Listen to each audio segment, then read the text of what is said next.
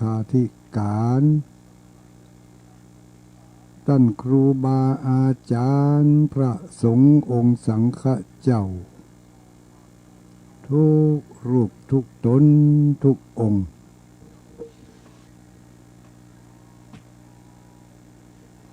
เจริญสุขเจริญพ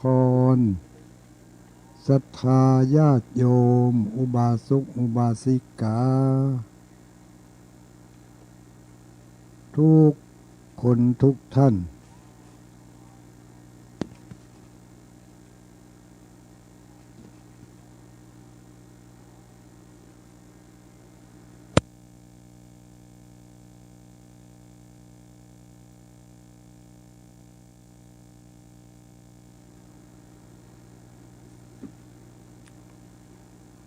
คืนวันนี้ คืนวันที่13เน้อญาติโยมทั้งหลายอุบาสกอุบาสิกาคืนวันที่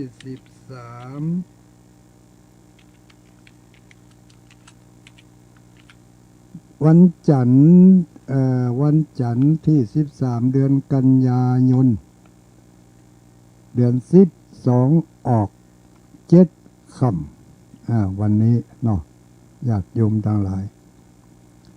เดือน12ออก7ค่ำ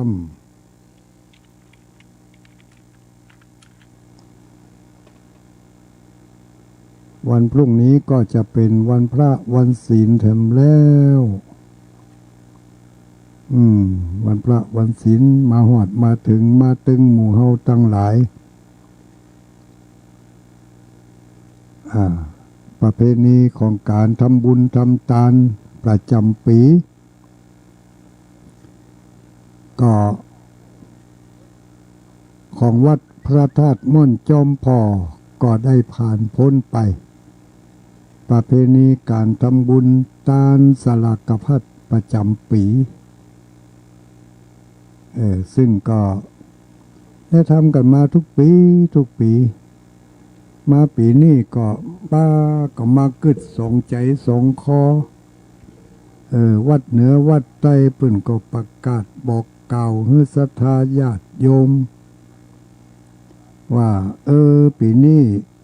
บัตรทานสลากแล้วเนหรือบางทีก็อาจจะจัดเป็นภายในอย่างประมาณเนี่ยเนาะโดยเฉพาะอย่างยิ่งที่วัดเฮานี่วัดม่อนจอมพอนี่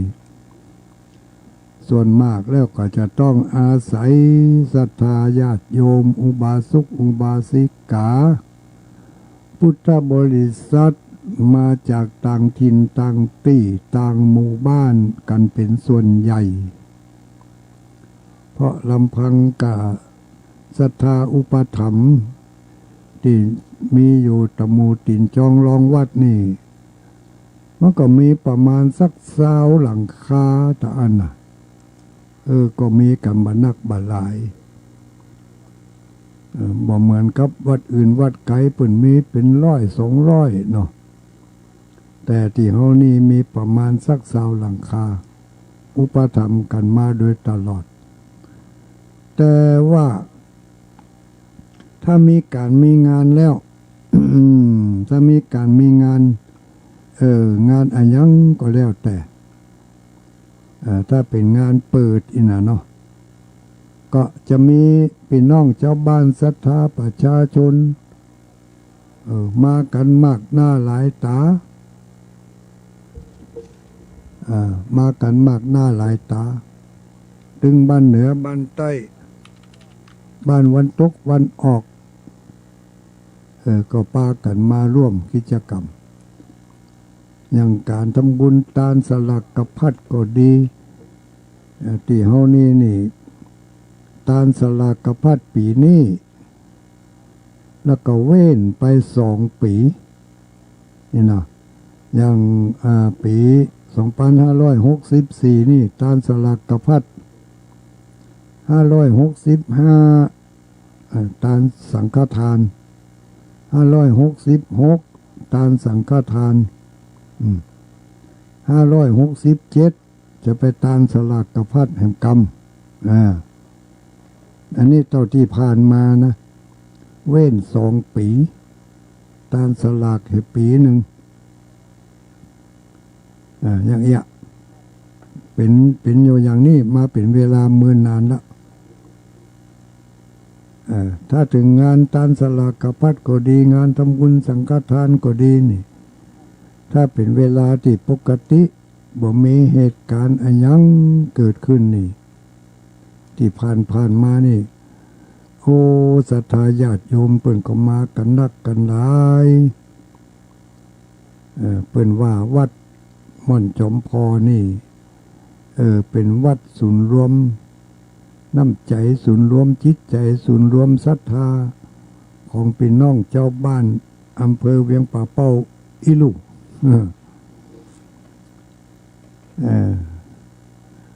พระอาจารย์ก็ไผ่หู้ไหนก็หู้ไหนนะถึงวันเทศกาลสำคัญก็ปากันมาบอกว่าจะเป็นสงน้ำพระธาตุก็ดีงานสลักกพัดงาน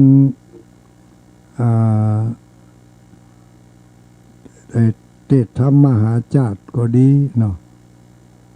งานอะไรอย่างก็ที่มันบัดจุนกันกับงานประเพณี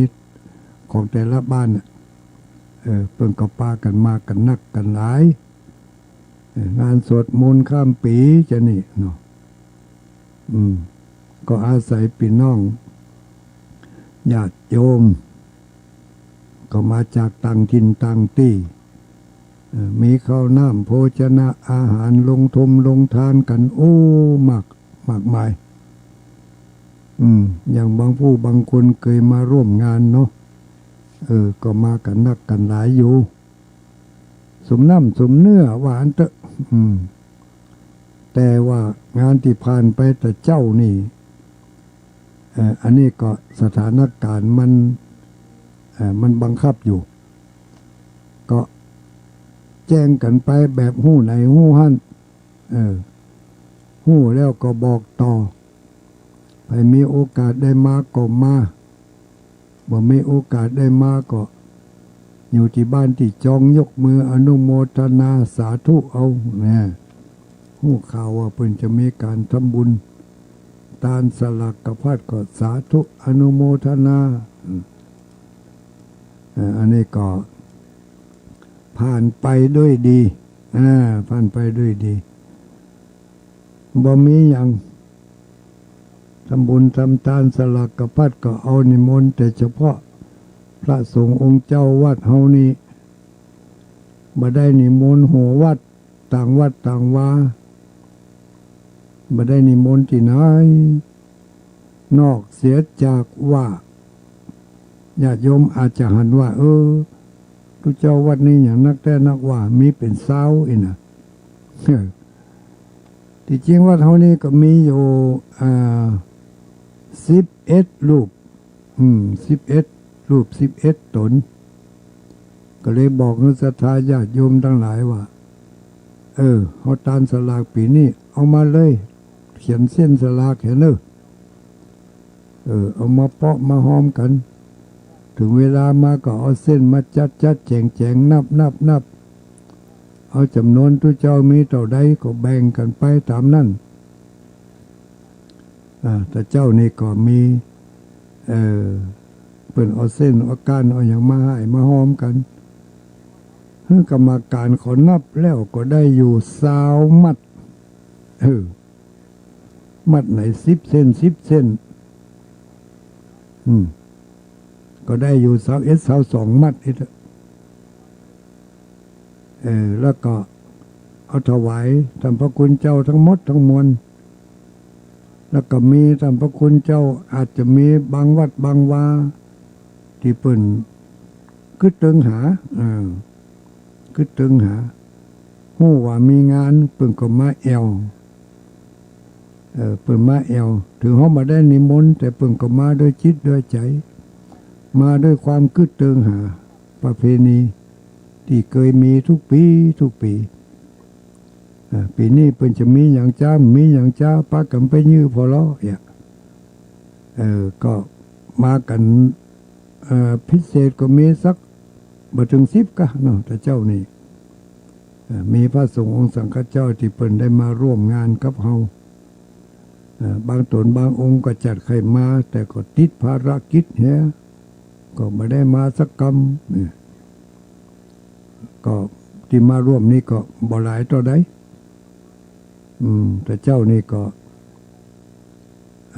ได้ถวายเส้นถวายอย่างกันไปก็โอ้เรียบร้อยญาติโยมทั้งหลาย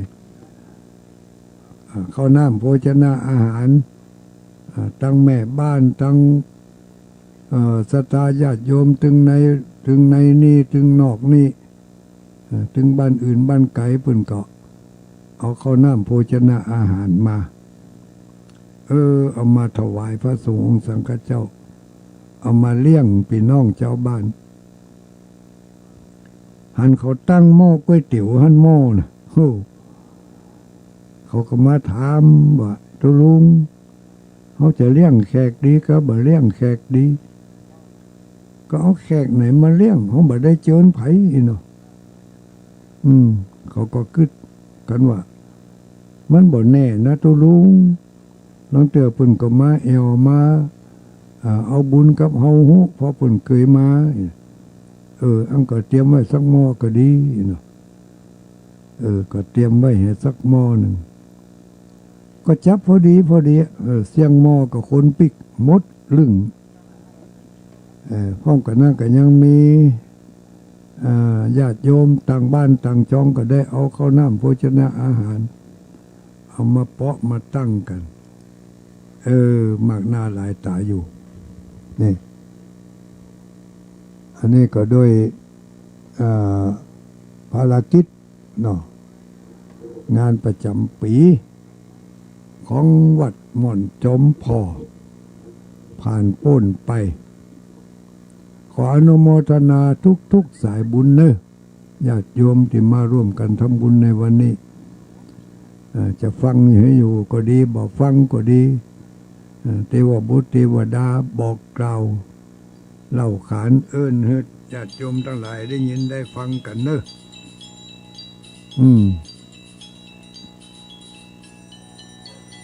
อันนี้เป็นจะโทรมาเนี่ยอย่างนี้โทรเสียงมาดีมันก็เจริญพรนั่นมันจะนั่น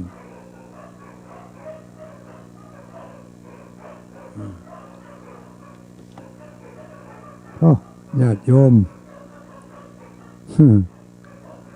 สุนัขขามาเห่าเนอะมันถ้าจะมาปะใส่กันใหม่ก็จะได้หมู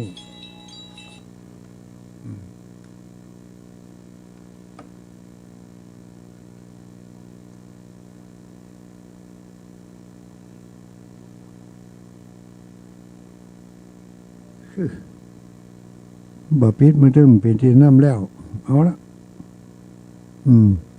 ต้นเสียงพุ่นบ่ฟังละเนาะถ้าเขาเปิดเครื่องนั่นอาศัยว่าจะได้ฟังเสียงต้นฉบับพอตั้งลายก็แล้วกันเนาะถ้าเสียงมันบ่ดีก็จะได้การมันดับมันหายไปก็แจ้งมาตั้งลายนี่เนาะทางโทรศัพท์ได้ปิดละมันปิดมันได้มันกวนสมองแต่กำลังอู้กันอยู่ดีๆเนาะก็มาแล้วนะก้องแกงก็ทำให้เสียสมาธิไปได้เหมือนกันคนเฮาบางคนมันก็อย่างนั้นลูกมันต้องจะโทรอย่างเดียวหมูที่โทรอย่างเดียวเนี่ยฟังหมูเรื่องนะหมูนี่ ฟังหมูเรื่องถ้าหูมันก็ต้องทำตามกติกาเนาะเป็นว่าฟังโทรแต่เนอมันก็ยังโทรมาอยู่ก็เป็นยังก็ใครโทรเนาะบางคนก็จะอย่างนั้นเขาก็ว่ากันนะ คือจิตใจใจมันเป็นไปใช่อย่างนี้ถ้าบ่โทรถ้าบ่เฮือเป็นโทรก็ปิดมันก็แล้วฮะนะถ้าถึงเวลามาโทรก็โทรมาเลยถ้ายังไม่ถึงเวลาก็หยุดไว้ก่อนวันนี้คงจะมีเนื้อหาสาระ นำมาฝากกับหมู่เฮาตั้งหลายไปนึกไปกึดไปพิจารณาก่อนจะรับจะนอนนี่เป็นถือว่าธรรมะเป็นเปื้อนคนรับดึกอีโนเนาะธรรมะรายการนี้รายการเปื้อนคนรับดึกถ้าไปรับดึกก็หลังจากจบรายการแล้วก็เป็นอันว่าเขารับเขานอนได้แล้วไอ้น่ะมันปุ้นนี่เนาะ4 ทุ่มหรือว่า10 โมงปุ้นนี่ก็จะจบรายการก่อนที่จะจบรายการนี่เขาก็มีสิ่งละอันพันละน้อยนำมาฝากข้อคิดบางทีก็อาจจะได้เนื้อหาที่เป็นสาระประโยชน์กับกำกึดที่เขาได้กึดกันมาเมินมานานเนาะถ้ามันเป็นสาระประโยชน์ก็อนุโมทนาตัวถ้ามันบอกเป็นสาระประโยชน์ยังก็ถือเสียว่าฟังไปจะนั่นนะแต่การฟังนี่พยายามตั้งคำถามในตัวในเรื่องต่างๆที่เปิ่นอู้ให้ฟังนี่นะเขาจะได้เกิดปัญญาอันแตกฉานถ้าฟังแล้วก็สักแต่ว่าฟังผ่านไปบ่ได้กึดในแง่มุมที่มันทำให้เกิดเป็นปัญหาบ่ให้เกิดมันคำถามมันก็เหมือนกับว่าสักแต่ว่าฟังสักแต่ว่าพอเหมือนกับเขาดูหนังดูละครเนี่ยเนาะดูหนังดูละครก็ผ่านไปแต่การฟังธรรมะนี่จะแตกต่างจากการดูหนังดูละครอยู่อย่างหนึ่งคือถ้าดูหนังดูละครนี่ดูไปแล้วเนี่ยถ้าถึงบทเศร้ามันก็บ่ม่วนใจถ้าถึงบทอิจฉาริษยามันก็ไปมันไปสะสมมันไปคุยหากิเลสเก่าของเขาเนาะทุกคนเขามันมีอยู่แล้วมีความโลภความโกรธความหลงความอิจฉาความพยาบาทถ้าเขามีพื้นฐานอย่างนี้อยู่แล้วแต่ถ้าว่าเขาไปดูไปฟังในเรื่องอย่างนี้มันก็ไปฟื้นตัวนั่นขึ้นมาพอมันไปฟื้นตัวนั้นขึ้นมาก็เป็นการสะสมไว้สะสมไว้ในความทรงจำวันดีคืนดีถ้ามันมีพลังนักขึ้นมันก็แสดงออกมาทางกายกรรมผ่องทางวจีกรรมผ่องทางมโนกรรมผ่องอยู่ดีวันดีคืนดีก็กึดจริงอยู่อาจจะบกึดในเรื่องของในตัวของละครนั่นโดยตรงแต่กึดในเรื่องอื่นโดยมีเชื่อมาจากที่เขาได้ดูหนังดูละครที่เขาได้ยินได้ฟังสั่งสมเอาไว้หลายมื้อหลายวันหลายครั้งหลายหนเข้ามันก็ไปมักหมมอยู่ในจิตสันดานของเราวันดีคืนดีมันก็แสดงฤทธิ์แสดงผลออกมาทางกายกรรมก็ออกมาทางมือทางเท้าอาจจะเป็นการบุบการตีการตบการต่อยการแยะย่อแยะหาอย่างเราเนี่ยบุบหัวฟากอย่างก็บุบหัวฟากสนานหัวตงอีกอะอย่างก็ที่ครับเป็นคำไทยว่าอย่างก็ตีงัวก็ทุบขาดอย่างนั้นน่ะจะขึ้นมาได้เหรอก็แสดงออกทางกายกรรมย่ายอย่าหาเห็นเนาะสับตุสับย่ายอย่าหาประชดประชัน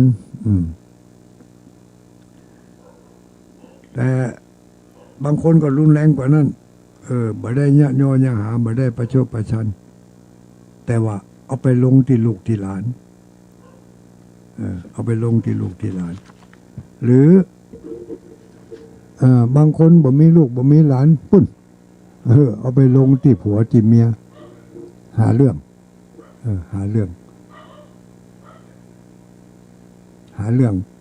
ลงจะอู้จะจ๋าแต่ละกรรมนี่อู้เรื่องที่เนี่ยจะได้มันจะพิษกันนะอันเนี้ยตั้งวจีกรรมก็ออกไปตั้งปากตั้งมโนกรรมก็ตั้งออกกึดอยู่ในใจกึดอยู่ในใจก็คือกึดไปกึดแต่เรื่องเศร้ากึดแต่เรื่องโศกกึดแต่เรื่อง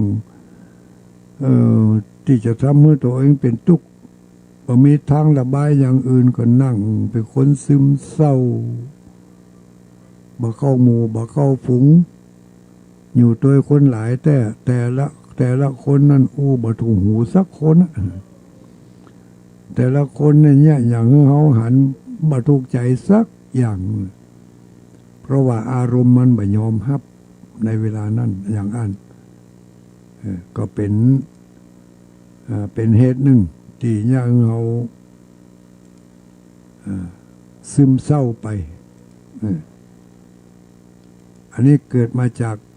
ที่ได้สะสมมาจากการดูการฟังบอกว่าจะดูหนังดูละครหรือบอกว่าจะฟังจากการเล่าการอู้แม้กระทั่งหมู่เดียวกันเล่าหรือการฟังเขาลองสังเกตว่าใจของเขานี่ถ้าเปิ่นอู้เรื่องดีๆนี่มันเพราะใครชอบตัวใดถ้าเปิ่นอู้เรื่องให้นี่เงี่ยงหูฟัง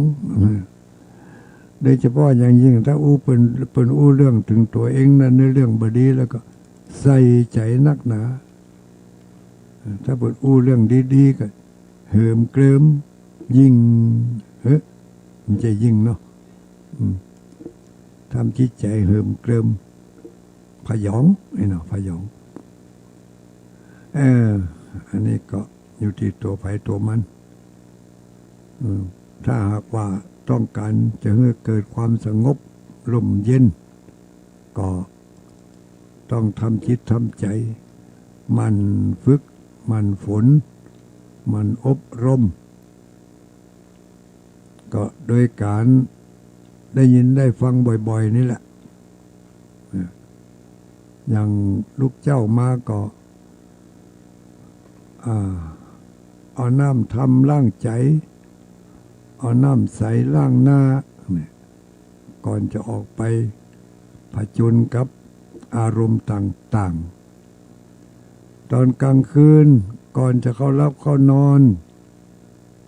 ก็เอาน้ำทำล้างใจ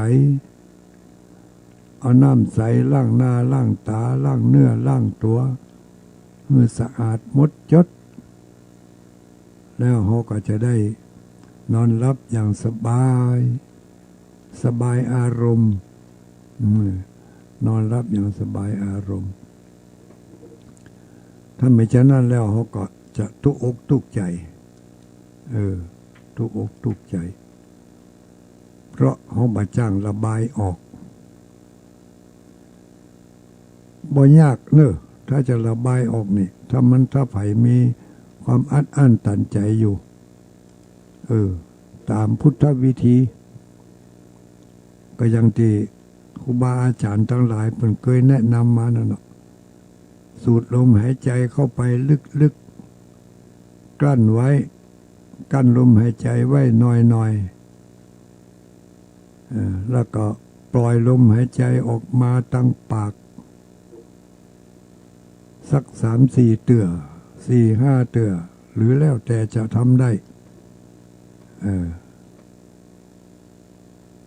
เสร็จแล้วพอยั่งจากการสูดลมหายใจก็มากำหนด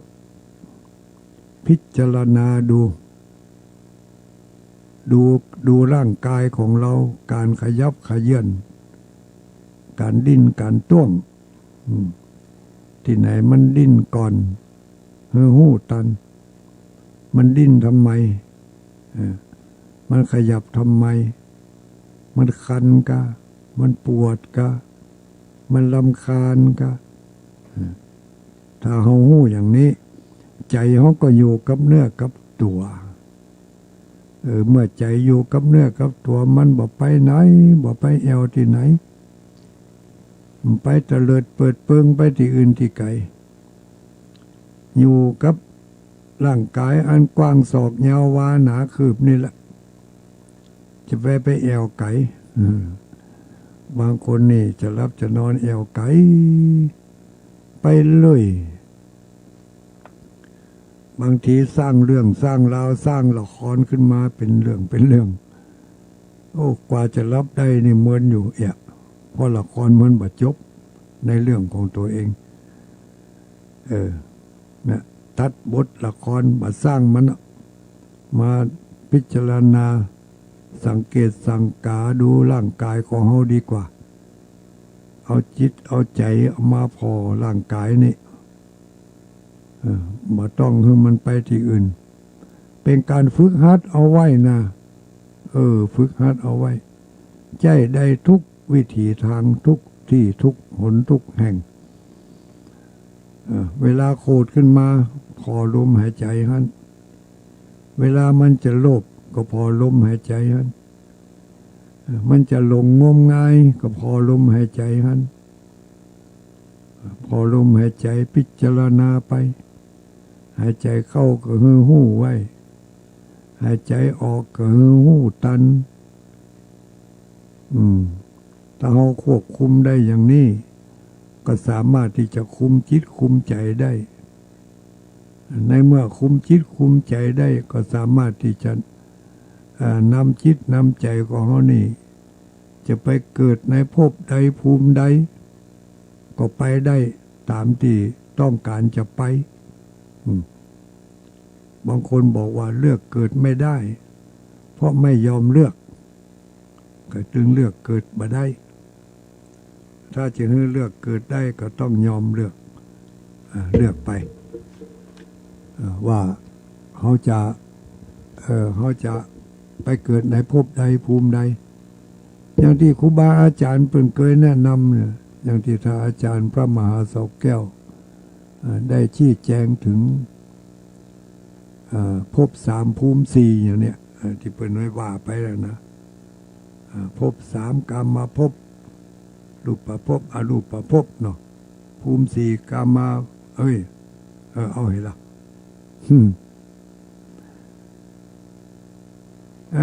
ภพ3ภูมิ4แม่นกะเนาะในบรรดาภพ3ภูมิ4นี่ถ้าหากว่าเขาฝึกจิตฝึกใจของเขาได้อย่างใดเขาก็จะไปตามนั้นอย่างผู้ที่มาได้ฝึกจิตฝึกใจมาได้กำหนดมาเคยเลยว่าลมหายใจเข้าหายใจออกมาเคยนึกถึงมาเคยหู้เลยเนี่ยเวลาตายก็บ่สามารถที่จะหู้ได้ว่าใจนั่นจะไปที่ไหนอย่างใดกำหนดตัวเองไปบ่ได้เพราะบ่เคยหู้มาก่อนว่าการทำจิตทำใจการกำหนดใจนี่จะต้องอย่างใดทำอย่างใดเมื่อเป็นอย่างนี้ก็เวลาใกล้จะตายก็กระวนกระวายกวัดแกว่งไปในทิศทางต่างๆเป็นว่าใจของเขานี่เวลาใกล้จะตายก็เหมือนกับแมงบ้งแมงตากอันอย่างนั้นแมงตากแมงบ้งนี่ถ้าตีนหน้ามันจับได้มันก็สะตีนหลังก็ไปจับตัวตีนหน้าทำแมงบ้งตะคืบแมงบ้งคืบนะเขาพอแมงบ้งคืบจนที่มันเดินถ้าตีนหน้าจับได้ตีนหลังมันก็สะนะเวลาเขาเดินก็เหมือนกันเวลาเขาเดินไปเนี่ยเขาจะเดินไปที่ไหนถ้าเท้าตั้งหน้าถ้าเท้าตั้งหน้าจับตีมั่นได้แล้วก็ตั้งหลังก็สะเลยสะตั้งหลังก็ไปจับตั้งหน้าเดินไปเรื่อยๆอยู่อย่างนี้ในระหว่างที่เขาเดินนะเขาก็หู้ถ้าได้เป็นหลุมถ้าได้เป็นบ่อถ้าได้เป็นน้ ตามที่มันเป็นบ่อเป็นน้ำเป็นหลุมเป็นพิษเป็นภัยเขาก็บะย่ำท่านั้นเนี่ยเขาก็เว้นที่จะไปย่ำที่มันปลอดภัยอันนี้สำหรับเดิน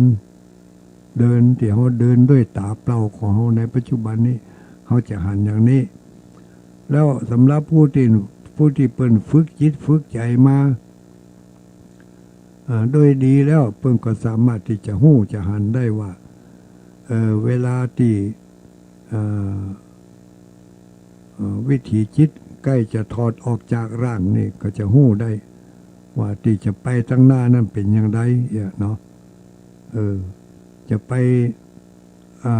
อบายภูมิกาจะไปสวรรค์กาจะไปนรกกาจะไปพรหมโลกกาจะไปปิกมาเป็นมนุษย์กาก็มีคตินิมิตหมายให้ได้หู้ได้หันในขณะเมื่อจิตดวงสุดท้ายจะออกจากร่างไปแล้วนั้นจะไปสู่ปฏิสนธิจิตทำไมนั่นก็หู้ได้ก็โดยการปฏิบัติอย่างที่หมู่เฮาทั้งหลายเคยปฏิบัติสมถกรรมฐานวิปัสสนากรรมฐานมาฝึกจิตฝึกใจไปเลยก็สามารถที่จะอาจจะหู้ได้ว่าภูมิข้างหน้าคติที่ไปตั้งหน้านั่นจะเป็นอย่างไรจะไปพบไหนภูมิไหนกันแน่ก็หู้ได้โดยตัวของตัวเองก็อยู่ที่การฝึกหัดใจน้ำทำร่างใจใจน้ำใส่ร่างหน้าไปเลยเมื่อทำไปเนี่ยไปฝึกไปทำไปก็สามารถที่จะหู้ได้แล้วเมื่อหู้แล้วก็บอกให้ไผก็มาได้หู้ด้วยตัวเองเพิ่นถึงได้ว่าปัจจตังเรื่องยาวนี้หู้ได้ตัวเองคนอื่นจะมาหู้กับเฮาก็หู้บ่ได้เหมือนกับเฮากินอาหารเฮาหู้ว่าอันนี้มันเค็มอันนี้มันเผ็ดอันนี้มันจางอันนี้มันส้มรสส้มเป็นอย่างไรรสเค็มเป็นอย่างไรเวลาอาหารที่อยู่ในปากเขานั่นเขาจะไปอู้ให้คนอื่นฟังว่ารสเค็มมันเป็นอย่างนั้นนะรสส้มมันเป็นอย่างนั้นนะเขาก็อู้ไปได้เพราะมันบางอย่างมันบ่มีกรรมอู้มันบ่มีกรรมที่อู้บ่มีกรรมสมมุติให้มาอู้ได้เพิ่นถึงบอกว่าหู้ด้วยตัวเองเป็นปัจจตังเวทิตโพวินยูหิวินยูชนจะพึงรู้ได้เฉพาะตนการปฏิบัติศีลธรรมกรรมฐานก็เหมือนกันการทำบุญโดยการให้ทานการรักษาศีลการเจริญเมตตาภาวนาอย่างเนี้ยอย่างที่เขาฮู้กันง่ายๆเวลาเขาทำบุญด้วยการให้ทานเขาจะมีความสุขอกสุขใจเขาฮู้มันม่วนใจเวลาได้เฮ้อแล้วมันม่วนถามว่ามันม่วนอย่างไรม่วนอย่างฟังดนตรีนี่ก็มันก็บาใจม่วนอย่างไรม่วนอย่างดูหนังนี่ก็บาใจธรรมะม่วนอย่างฟังเพลงนี่ก็มันก็บาใจนะการฮื้อตาในเวลาเขาได้ฮื้อแล้วเขาหันคนฮับเป็นฮับไปเขาม่วนใจอย่างบางคนได้ไปออกโรงทานเนี่ยหันเปิ่นมากินนักกินหลายอุ้ยม่วนอกม่วนใจถามว่ามันม่วนอย่างไรม่วนอย่างเขาไปแอวปอยหลวงนี่ก็มันก็บาใจถ้าใครหู้ก็ต้องไปเนี่ยเอาคนเดียว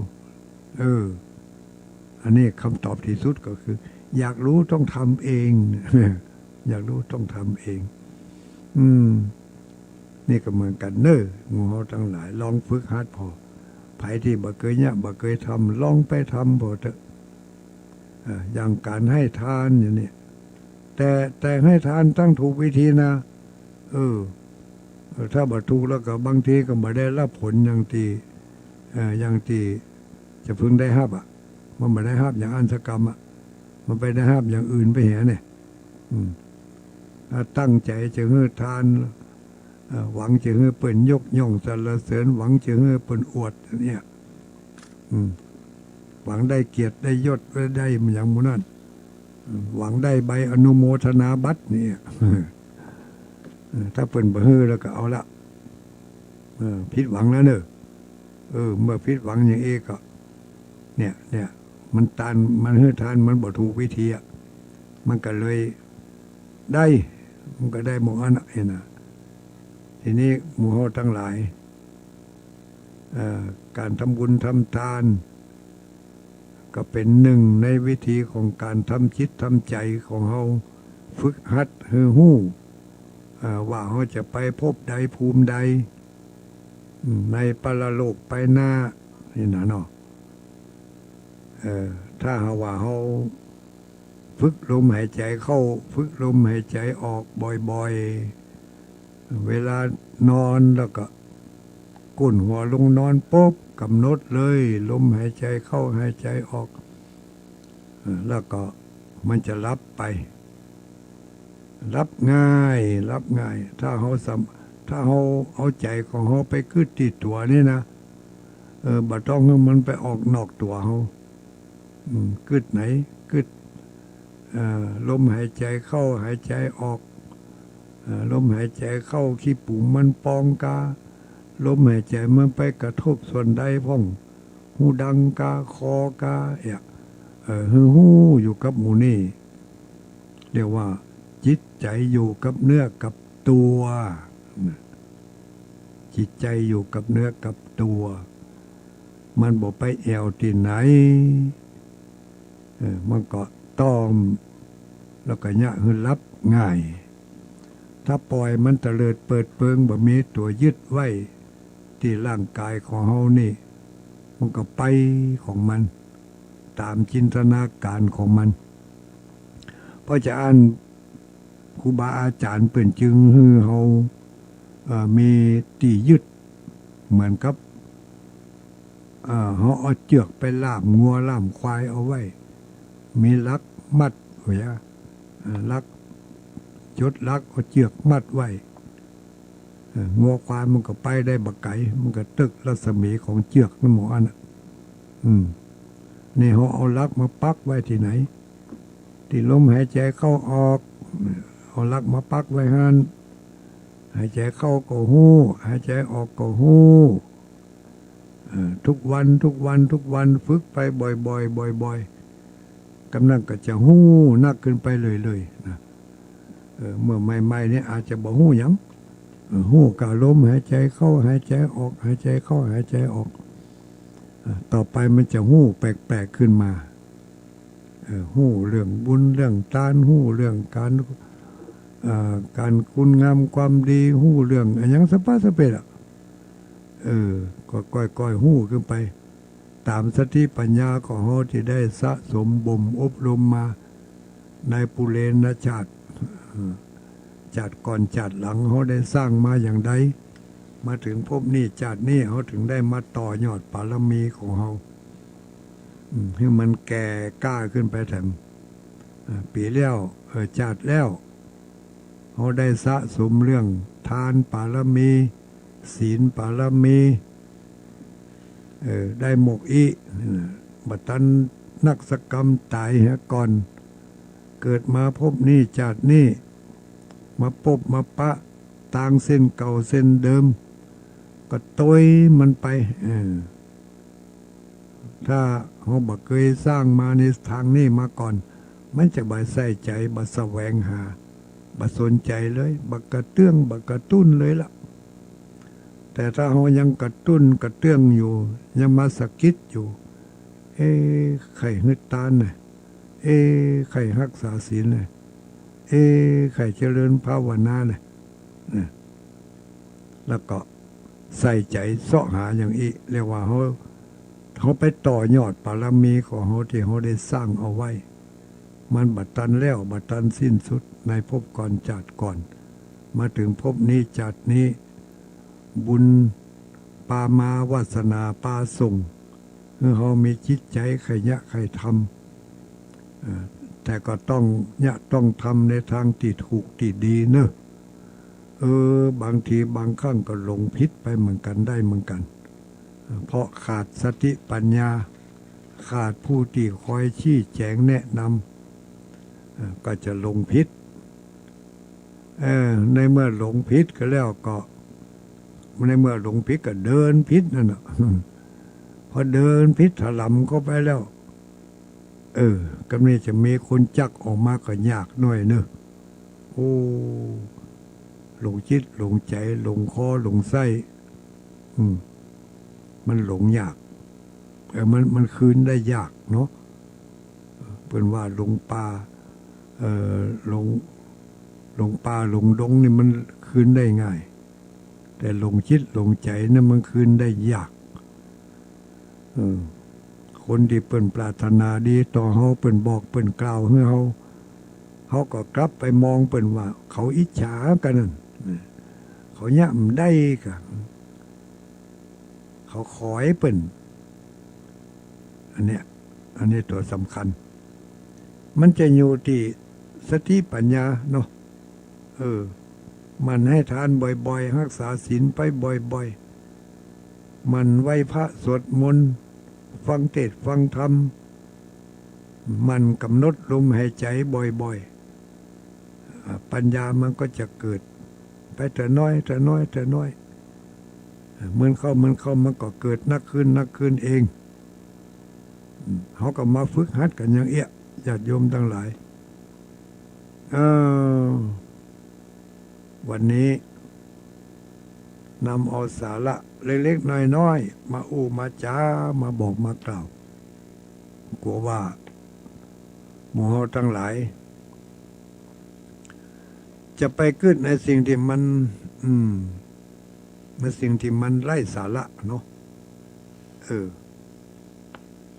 บ่เป็นสาระบ่เป็นที่ปึ่งกับตนกับใจไปบ่พอจะมาเป็นข้าศึกเป็นอันตรายต่อความนึกความคิดยิ่งเฮาเฒ่าเฮาแก่มาจะนี่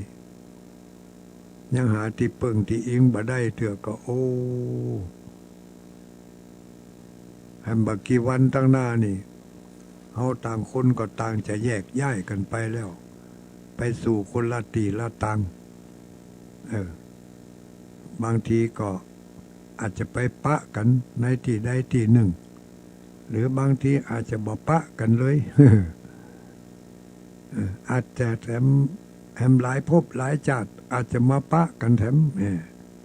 อย่างเมื่อเดียวเนี่ยที่เขามาปะกันเมื่อคืนวันนี้เพราะเขาเคยปะกันมาก่อนแล้วญาติโยมทั้งหลายถ้ามาอันนี้มันบอกมาปะกันแล้ว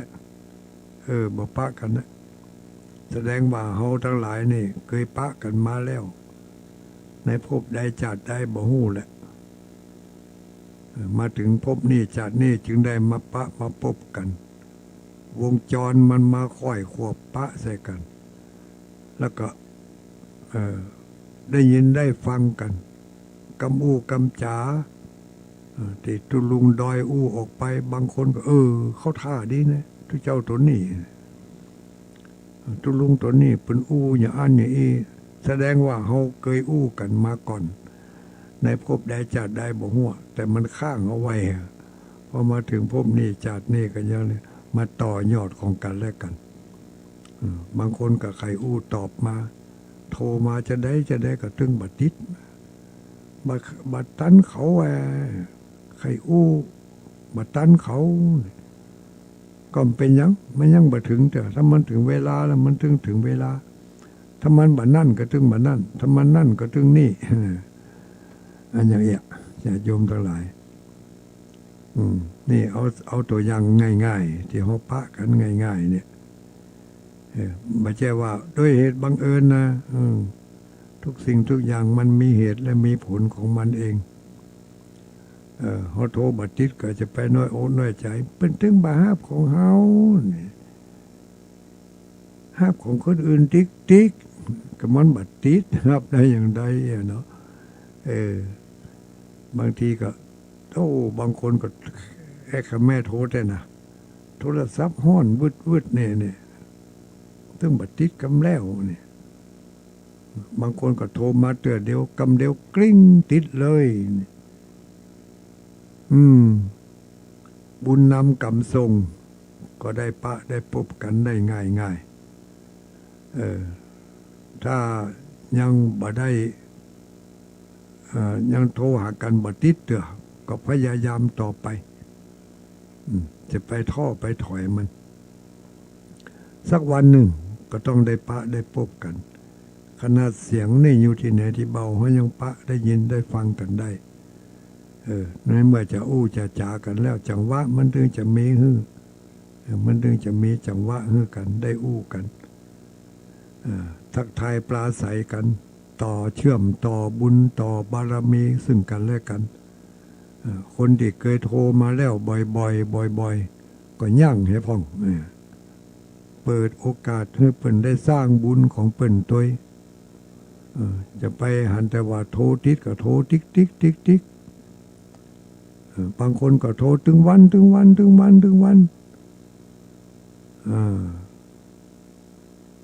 คนใหม่พอมาได้โทรกำแล้ว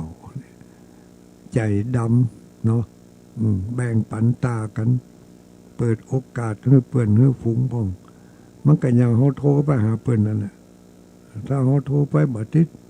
โทรไปก็ตุ๊ดอารมณ์ก็ใครจะคุ้มมาใครอยู่ละทีนี้ มักจะไปแล้ว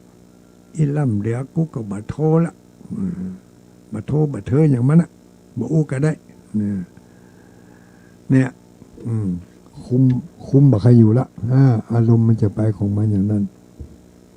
นี่โมโหทั้งหลายคำนี้คืนนี้สิ่งละอันปละน้อยเอามาจามาบอกให้แก่กันและกันได้ฟังเพื่อว่าจะได้เอามาเป็นเครื่องเตือนจิตสะกิดใจบันักก็น้อยมันต้องได้เมื่อฟังไปแล้วมันต้องได้บัได้นักก็ได้น้อย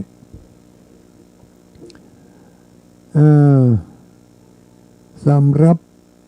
ญาติโยมอุบาสกอุบาสิกา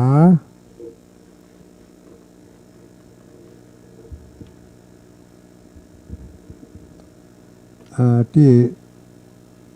ได้ยินได้ฟังกันเนาะได้ยินได้ฟังกันก็ฝากเป็นข้อเตือนจิตสะกิดใจซึ่งกันและกันเป็นข้อเตือนจิตสะกิดใจว่า